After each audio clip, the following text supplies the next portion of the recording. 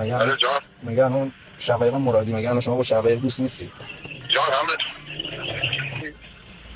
شما جمعه گذشته با شقایق کجا بودی؟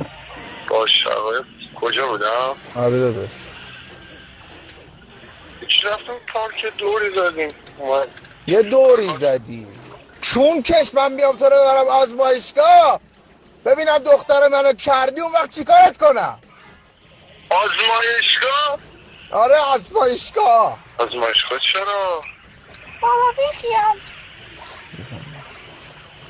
آقا محسن اگر دختر منو کردی بین یه مرد بگو راست کردم.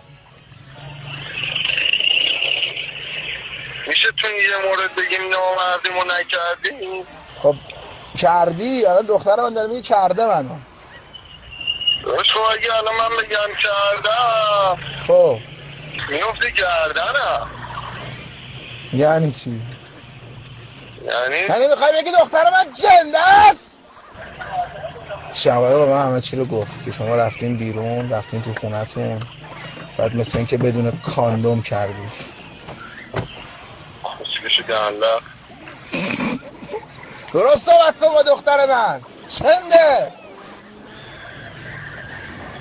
یه کت داده دیگه این حرفا کست داده؟ بخوای کست بیبیت بذارم؟ چون